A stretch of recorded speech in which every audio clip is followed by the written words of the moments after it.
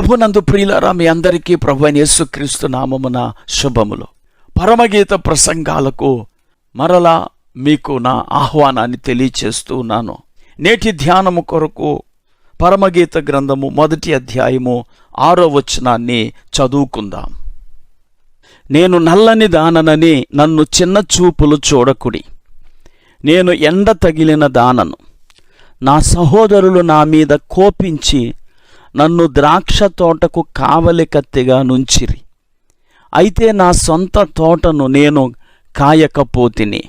నా చిన్నప్పుడు ఎవరైనా కథ చెప్పమంటే ప్రతి ఒక్కరూ లేచి ఈ కథే చెప్పేవారు. ఒక రాజుకు 7 కొడుకులు ఉన్నారంట. వేటకి వెళ్ళారంట. వారందరూ 7 చేపలు తెచ్చారంట. అవి ఎండబెడితే అందులో ఒకటి ఎండలేదంట. ఆ చేప ఎండకపోవడానికి గల కారణాలు అన్వేషిస్తూ కథ కొనసాగుతుంది. ఒక చంటి పిల్లాడి ఏడుపు, ఆ పిల్లవాణ్ణి కుట్టిన చీమను బాధ్యులను చేయటంతో కథ ముగుస్తుంది. ప్రియులారా, మన జీవితము సరిగా ఉండకపోవటానికి ఈరోజు మనం కూడా ఇతరులను నిందిస్తూ ఉంటాం. చాలాసార్లు మనం ఇతరులను సరిచేయాలని చూస్తాం, ఇతరులను సరిచేస్తాం, కానీ మనం సరి అవ్వం.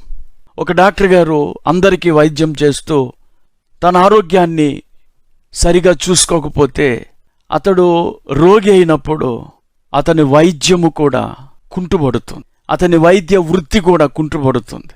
ఎందుకంటే ప్రజలు ఏమనుకుంటారు, అతడు తన జబ్బునే బాగు చేసుకోలేకపోయాడు, మనల్ని ఏం బాగు చేస్తాడు అంటారు. అలాగే ఒక మెకానికరు అందరి వాహనాలను బాగు చేసి తన వాహనాన్ని బాగు చేసుకోకపోతే, ఏదైనా ఒక చోట తన వాహనం ఆగిపోతే వీడందరి వాహనాలను బాగు చేస్తాడు, తన వాహనాన్ని బాగు చేసుకోడు అని అనరా? లేకపోతే తన వాహనాన్నే బాగు చేసుకోలేనాడు, మన వాహనాన్ని ఏం బాగు చేస్తాడు అని కూడా అంటారు కదా. చదవబడిన లేఖన భాగంలోని షూలమ్మితి యొక్క ఆరోపణ కూడా అలాగే కనబడుతుంది. ప్రియులారా, ఇక్కడ షూలమ్మితి సొలొమోను యొక్క అంతఃపురములో ఉన్నది. గొర్రెల కాపరిగా తన ద్రాక్ష తోట దగ్గరకు వచ్చినటువంటి సొలొమోను షూలమ్మితిని ప్రేమించి షూలమ్మితిని తన అంతఃపురములోనికి తీసుకెళ్ళిపోయాడు. అక్కడ ఉన్నటువంటి చెలికత్తెలు ఈమె సొలొమోను అంతఃపురానికి వెళ్ళగానే అక్కడున్న చెలికత్తెలందరూ ఈమె చుట్టూ చేరారు. ఆ సమయంలో వాళ్ళంతా ఈమెను నిదానించి చూస్తూ ఉంటే ఈమె లోపల ఎక్కడో ఒక అనుమానం, నేను నల్లగా అయిపోయాను, వీళ్ళు నన్ను చిన్నచూపులు చూస్తారేమో అని.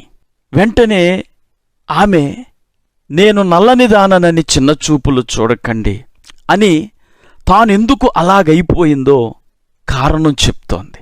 కారణం ఏమి చూపిస్తుందంటే, తన సోదరులు అనగా తన కుటుంబం, నేనంటే నా కుటుంబానికి ఇష్టం లేదు, నేనంటే నా కుటుంబానికి కోపం, అందుకని వారు నా మీద కఠినమైన భారం పెట్టారు, ద్రాక్ష తోటకు కావలి కత్తిగా ఉంచారు, నేను ఎండ దెబ్బ తగిలి ఇలాగైపోయాను.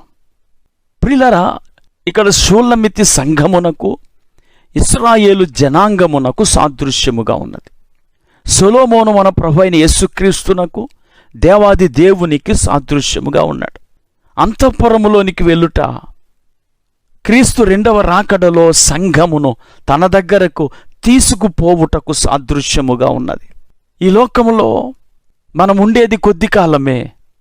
మన ప్రభు వచ్చి మనలను తన అంతఃపురములోనికి కొనిపోతాడు. అలా మనలను ఆయన కొనిపోయినప్పుడు మన పరిస్థితిని బట్టి మనం ఒకవేళ షూలమ్మితి వలె సంజాయిషి ఇచ్చుకోవలసి వస్తుందేమో. ఈ లోకంలో మనము సరిగా భక్తి చెయ్యక పోయినప్పుడు, ఈ లోకంలో మనం పరిపూర్ణంగా ఎదగలేనప్పుడు, ఈ లోకంలో క్రీస్తుకు సమానమైన సారూప్యాన్ని మనము పొందుకోకుండానే మనము ఆ ప్రభు దగ్గరికి వెళ్ళాల్సి వచ్చినప్పుడు మన యొక్క అపరిపక్వతను బట్టి అక్కడ ఒకవేళ సంజాయిషి ఇచ్చుకోవాలేమో. షూలమ్మితి కారణం ఏం చెప్తుందంటే, నా సోదరులు, నా కుటుంబం. ఈరోజు చాలామంది షూలమ్మితి వలె బహుశా అక్కడికి వెళ్ళాక ఆ కారణాన్నే చెప్తారేమో, అయ్యా నా భర్త నన్ను చర్చికి పోనీలేదు, నా తల్లిదండ్రులు నన్ను ఆటంకపరిచారు, నా కుటుంబం నన్ను భయపెట్టింది, అందుకనే నేను పాపంలో జీవించాను, అందుకే నేను పరిశుద్ధపరచబడలేదు అని ఒకవేళ చెప్పాల్సి వస్తుందేమో. ప్రియులారా, షూలమ్మితి చిన్న చూపులు చూడబడుతోంది. ఈరోజు దేవుని బిడ్డలైన మనం కూడా ఈ లోకంలో ఉండగానే మనకు వ్యతిరేకంగా ఎంతమంది లేచినప్పటికీ మనం మాత్రం క్రీస్తు పోలికలోనికి, క్రీస్తు సారూప్యములోనికి మారి అప్పుడు పరలోక రాజ్యం వెళ్ళాలా. అప్పుడు ఎవరూ మనలను చిన్న చూపులు చూడరు. ప్రియులారా, ఈ సందర్భంగా షూలమ్మితి ఒక మంచి మాట చెప్పింది. నా సొంత తోటను నేను కాయకపోతిని. ఏమిటి సొంత తోట? ప్రియులారా, మన జీవితమును కాపాడుకొనుట, మన హృదయము, మన రక్షణ జీవితము మన సొంత తోట. దానిని మనము కాపాడుకోవాలి. సామెతల గ్రంథం 4:23 నీ హృదయములో నుండి జీవధారలు బయలుదేరును గనుక నీ హృదయాన్ని భద్రంగా కాపాడుకొనుము అని సొలొమోను చెప్పాడు. గనుక ద్రాక్ష తోట అయినటువంటి మన జీవితాన్ని మనం కాపాడుకోకపోతే మనము నల్లగా మారిపోతాం. ద్రాక్ష తోటను కాయకపోతే 2 నష్టాలు జరుగుతాయి. మొదటి నష్టము పరమగీత గ్రంథం 2:15 ఉంటుంది. మన ద్రాక్ష తోటలు పూతపట్టి ఉన్నవి, ద్రాక్ష తోటలో చెరుపు నక్కలను పట్టుకొనుడి, సహాయము చేసి గుంట నక్కలను పట్టుకొనుడి. తోటను కాయకపోతే గుంట నక్కలు ప్రవేశిస్తాయి, తోటల్లో గుంటలు తీస్తాయి, ఆ ద్రాక్ష చెట్ల యొక్క వేర్లను బయట పెట్టేస్తాయి, లేక బలహీనపరుస్తాయి, తీగలను కొరికేస్తాయి. ఇలా ఈరోజు ఆ గుంట నక్కలు మన శరీర క్రియలు.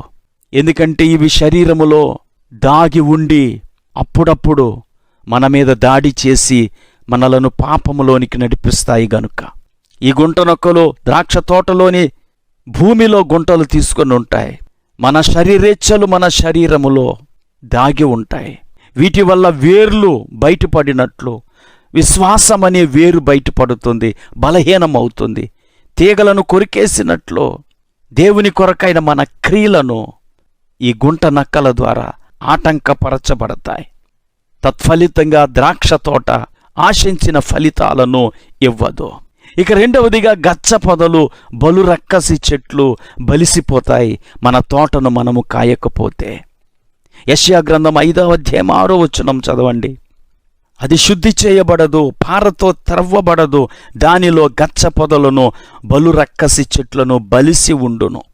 ప్రియులారా, ఇతరులను గాయపరిచే గుణం, ఇతరులను బాధ పెట్టే గుణం గచ్చ పొదలు, బలురక్కసి చెట్లు ఎప్పటికప్పుడు దూరపరుచుకోకపోతే అవి బలిసిపోతాయి అని యెషయా 5:6 మనము చదువుతాం.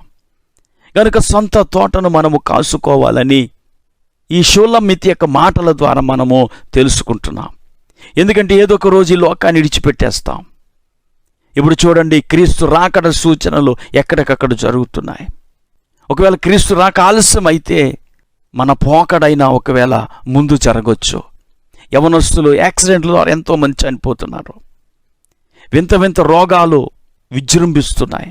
కనుక ప్రభు రాకడ ఆలస్యమైనా ఒకవేళ మరణము ఒకవేళ సంభవిస్తే నిత్యత్వంలో నిలబడాలి. అపోస్తలుడైన పౌలు అంటాడు, సొంత రక్షణను కాపాడుకోవాలి అంటాడు. ఫిలిప్పీయులకు రాసిన పత్రిక 2:12 నా ప్రియ సహోదరులారా, మీరెల్లప్పుడూ విధేయులైన ప్రకారం నా ఎదుట ఉన్నప్పుడు మాత్రమే కాక మరి ఎక్కువగా నేను మీతో లేని ఈ కాలమందును భయముతోనూ వణుకుతోనూ మీ సొంత రక్షణను కొనసాగించుడి. కనుక ప్రియులారా, మీ ద్రాక్ష తోట ఎలా ఉంది? అనగా మీ జీవితము, మీ హృదయము ఎలాగుంది? నువ్వు దేవుని ద్రాక్ష తోటగా ఉన్నావు. ఆ ద్రాక్ష తోటలో నక్కలున్నాయేమో, బలురక్కసి చెట్లున్నాయేమో, లేక బ్రహ్మదండి చెట్లు ఉన్నాయేమో. ఈ వర్తమానం వింటుండగా ఆలోచించి వాటిని తొలగించుకొని, ఇదిగో ప్రభు అక్కడ అతి సమీపముగా ఉన్నది, మనం ఆయన ఎదుట నిలవబడవలసిన అవసరత ఉన్నది. గనుక పరిశుద్ధపరుచుకొని సిద్ధపడి ఆయన రాక కొరకు ఎదురు చూద్దాం. ప్రార్థన చేసుకుందాం.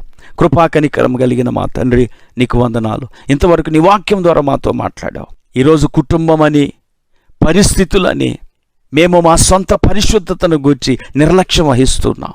ఒకవేళ అలా నిర్లక్ష్యం వహిస్తే నిత్యత్వంలో సిగ్గుపడాల్సి వస్తుందని మీరు మాతో మాట్లాడారు. కనుక ఈ వర్తమానం వింటున్న ప్రతి ఒక్కరూ వారు పరిశుద్ధులుగా యథార్థవంతులుగా జీవించి నీ ఎదుట వారు తలెత్తుకునే కృప దయచేయమని యేసు నామములో ప్రార్థించి వేడుకుంటున్నాం తండ్రి. ఆమేన్.